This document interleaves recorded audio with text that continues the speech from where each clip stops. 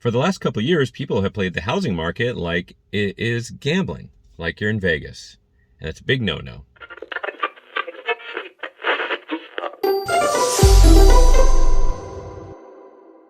Anyway, good morning, good afternoon, good evening, whenever you're watching this.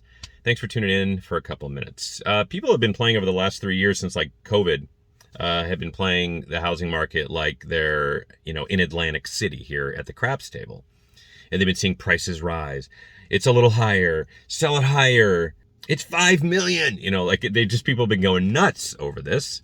And now that the housing market is slowing and settling down, they can kind of see what happens when you go to Vegas. So if you've ever been gambling before, most of you have, you put your money on, all of a sudden you win. You put more money on, you're going to win. And it's like this gambler's fallacy, if you know the logic and the statistics behind it, and that you think you're going to keep winning or you think you're going to lose the next hand. It's a bunch of bullshit. Each hand is a whole different deal unless you're dealing with a big, huge stack. The shoe, by the way, which is 6 stacks. That's a whole nother conversation about gambling, though. We'll cut that. It's like the housing market. People think, okay, I bought a house, I'm going to put it on the market. I bought it for $600,000, and because the market's crazy, I'm selling it for $750.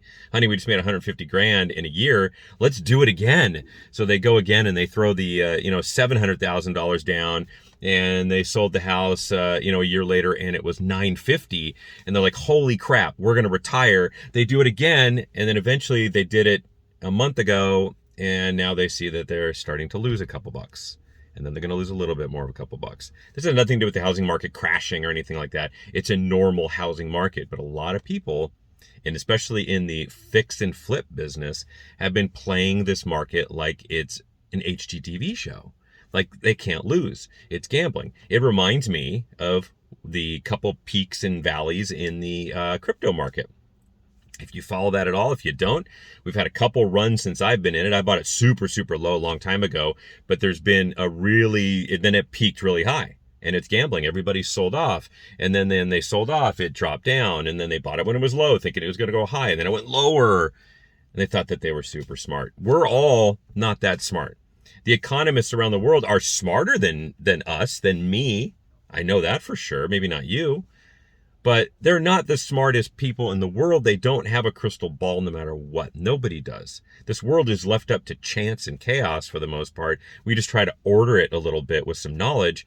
And that's what you have to do. You have to order your world with knowledge. It's not to scare you that the world's falling apart.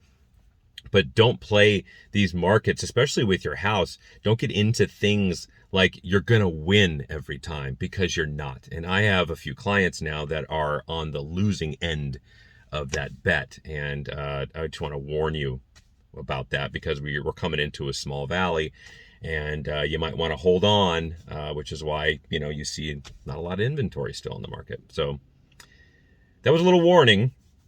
Have a good week, and we'll see you next week on the show. Take care.